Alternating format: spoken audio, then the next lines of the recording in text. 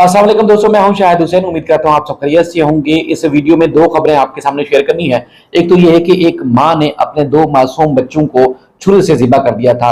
हौलनाक और खौफनाक इंकशाफात किए मां ने खुद।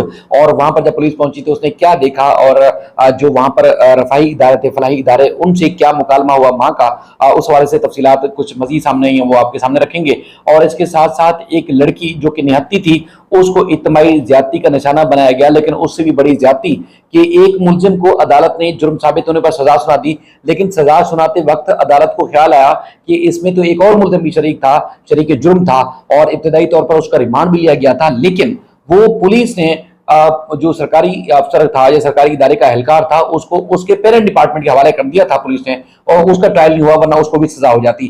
खौफनाक इंकशाफात हैं, इस केस से जुड़ी तफसीलात हैं, वो आपके सामने रखनी है। सबसे पहले हम उस मां का जिक्र करेंगे जिसने अपनी दुनिया उजाड़ दी और दो निहत्ते मासूम बच्चों को अपने हाथों से ज़िबा करके उनको दुनिया से, उनकी जिंदगी का खात्मा कर लिया।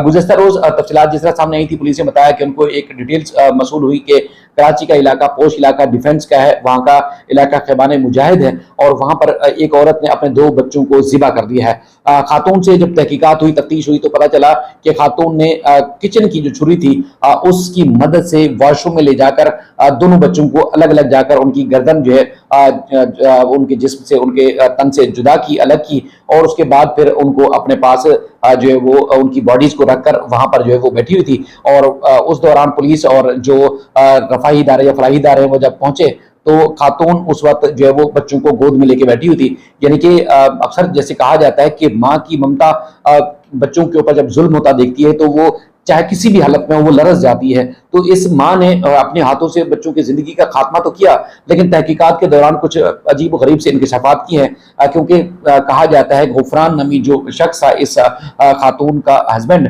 वो अलग रहता था, इनकी अलहदगी हो चुकी थी, और कराची के पोश इलाके में ये अकेली एक पोर्शन में खातून रहती थी, इसके साथ कोई और नहीं रहता था। यकीनन अगर कोई और रहता होता तो ये इसकी जो बच्चों को जब ज़िबा कर रही थी या मारने की कोशिश कर रही होती तो उस वक्त इसको बचा लिया जाता, बच्चों को बचा लिया जाता होता। लेकिन वो खातून अलग रहती थी, और इसका जो शोहर गुफरान था, जो कि बताया जाता है कि कुछ अर्सा पहले उनकी तलाक हो चुकी थी, अलहदगी हो चुकी थी, वो निजी कंपनी में एक बड़ी ओहदे पर था, एक अच्छी पोस्ट पर काम करता था। लेकिन जब छुट्टी का दिन होता था तो उस छुट्टी के दिन बच्चों को अपनी माँ के हवाले करता था, उनसे मुलाकात करता था। कोर्ट ने ही इसको कस्टडी दे रखी थी आर्जी, लेकिन इसकी मुस्तकिल कस्टडी का, बच्चों की मुस्तकिल कस्टडी का जो मामला था वो अदालत में पेंडिंग था।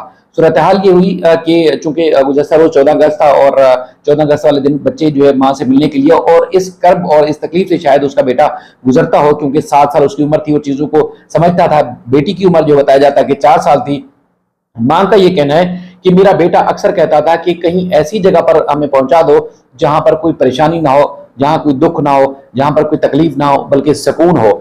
तो अब मैंने उनको ऐसी जगह पर पहुंचा दिया जहां पर इनको अब कोई तकलीफ नहीं पहुंचा सकेगा, बल्कि इनको अब सुकून होगा, अब ये तकलीफ वाली जगह पर नहीं होंगे। मां ने पुलिस के सामने ये एतराफ किया और ये भी कहा कि पहले बेटे को जाकर वॉशरूम में ज़िबा किया किचन की छुरी के साथ, और उसके बाद फिर बेटी को ले जाकर ज़िबा किया, और उसके बाद फिर इनको अपने पास ले आई। अब उसका ये कहना है कि चूंकि वो डिप्रेशन में भी थी और वो मुख्तलिफ किस्म की अद्वियात भी ले रही थी, लेकिन हैरान कुन सूरत हाल ये कि इतने बड़े घर में वो अकेली रहती थी, और जिसकी वो बेटी होगी उन्होंने क्यों इसको अकेला छोड़ रखा था, जब अगर वो नफसियाती मसाइल का शिकार थी, कभी जहनी के तवाज़ुन उसका दुरुस्त नहीं था, उसके शोहर ने भी उसको छोड़ दिया था, तो फिर उस बेटी को अलग क्यों रखा गया था। लेकिन उस बेटी ने जो कुछ किया, बच्चों की जिंदगी का, जो कि फूल जैसी औलाद थी, उसकी जिंदगी का खात्मा किया, और उसके बाद उसकी अपनी जिंदगी भी अब सजा से यकीनन नहीं बच पाएगी। लेकिन अब तक मुकदमा दर्ज नहीं हो सका है। बताया गया कि आज जो वो किसी टाइम मुकदमा दर्ज कर लिया जाएगा, लेकिन खातून ने खुद एतराफ किया है कि बच्चा कहता था कि हमें सुकून वाली जगह पर पहुंचा दो,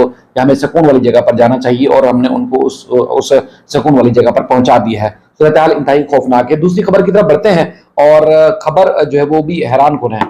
इस जखाजा ने जो प्रोसिक्यूशन है सिंध की, उन्होंने अदालत को जो कुछ बताया वो मैं पहले डिटेल आपके सामने रखता हूँ, और उसके बाद फिर अदालत ने जो जजमेंट सुनाई है वो जजमेंट भी आपके सामने रखूंगा। अब बताया गया है कि जून 2021 में 15 साल लड़की थी, उसको जो है झांसा देकर अगवा किया गया इन मुलजमान की तरफ से। और मुलजिम ने लड़की से कहा कि तुम्हारे बाप पर तशद्दुद किया जा रहा है, हमारे साथ चलो। और उस फैसले में लिखा गया है कि रास्ते में मुलजिम ने उसे नशे आवर चीज जो थी वो दी और खिलाकर इसे बेहोश कर दिया।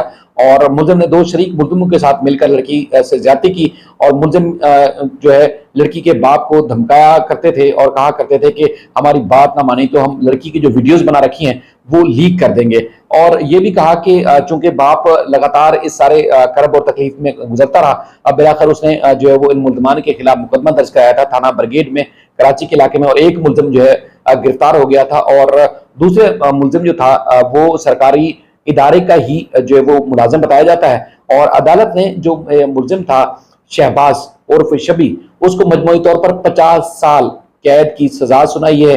और चूंकि लड़की को अगवा किया गया, ज्यादती की गई और उसके बाद फिर धमकाने का जो जुर्म है वो साबित हुआ है। और अदालत ने मुलजिमों को मजमूई तौर पर 16,50,000 रुपए से जायद की जो रकम है उसकी जुर्माने की सजा भी सुनाई है।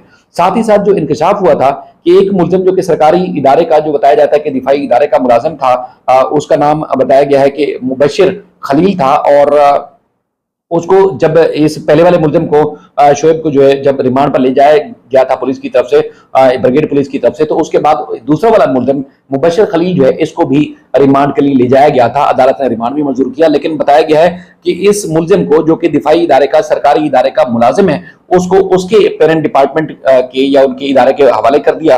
और उसके बाद फिर इस सारे ट्रायल के दौरान यानी कि 3-4 साल अदालत में ट्रायल चलता रहा, उस मुलजिम को नहीं पेश किया गया, ना ही दोबारा कभी वो पेश हुआ। और बहुत सारी प्रोसिक्यूशन ने भी इस बात का जो वो निशानदेही नहीं की, पॉइंट आउट नहीं किया, न जाने क्या बना तफ्तीशी अफसर ने इस मामले में कोई जो है वो बात नहीं की। लेकिन जब अदालत ने फैसला सुनाया हतमी मुलजिम को सजा सुनाते हुए, उस वक्त आईजी सिंध को नोटिस जारी किए हैं और उस मामले में तफसीलात तलब की है। अदालत ने आईजी सिंध से कहा है कि मुबशिर खलील के हवाले से आईजी सिंध खुद इस मामले में जो है जांच करें, तहकीकात करें और मामले की जो है वो रिपोर्ट हमारे हवाले की जाए। और अदालत ने भी कहा कि मुबशिर खलील दिफाई इदारे का मुलाजिम है और अदालत से इजाजत लिए बगैर उसकी कस्टडी दिफाई इदारे के हवाले कर दी गई थी। और आईजी सिंध 1 महीने के अंदर अंदर इस मामले की तहकीकात करें और तहकीकात करने के बाद रिपोर्ट जो है वहां ट्रायल कोर्ट में जो है पेश की जाए। और चूंकि जिस तरह मैंने आपको बताया कि शायद बाज दफा सरकारी इदारों में होने के बावजूद लोग इतने बड़े पावरफुल होते हैं कि जो कानून और जो कानूनी तरीकाकार है उससे भी वो बच जाते हैं। जुर्म एक मुलजिम के ऊपर साबित हो चुका है और अदालत ने इसको सजा दी है। और यकीनन ये मुलजिम भी जो कि सरकारी इदारे का मुलाजिम है वो भी जो है वो होता इस ट्रायल के दौरान तो यकीनन इसको भी सजा सुनाई जा चुकी होती। लेकिन यहाँ अदालतों के साथ भी मजाक सामने आता है, अदालतों के साथ भी खिलवाड़ सामने आता है कि लोग किस तरह टच करेंगे हमारे सरकारी इदारों के ऊपर भी, उनके मुलाजिम भी इस तरह के घिनौने जुर्म में पाए जाते हैं। यकीनन ये भी हो सकता है कि उस दिफाई इदारे के अंदर जो प्रोसिक्यूशन का या उनके पास जो है वो सजा जजा का निजाम मुअस्सर हो, बेहतर हो, इससे पहले ही उसको सजा सुना दी गई हो। लेकिन अदालत में जब ये पॉइंट आउट हुई है, चीज सामने आई है, तो अदालत ने अब आईजी सिंध को कहा है कि हमारी मर्जी के बगैर, हमसे पूछे बगैर जो है वो इसको उस इदारे के हवाले कर दिया गया था, अदालत को आगाह भी नहीं किया गया। तो अब खुद इस मामले की तहकीकात करें कि क्यों अदालत की मर्जी के बगैर पुलिस हुकाम ने उस मुलजिम को जो है वो दूसरे किसी के हवाले कर दिया और उसके बाद इसका ट्रायल नहीं हुआ।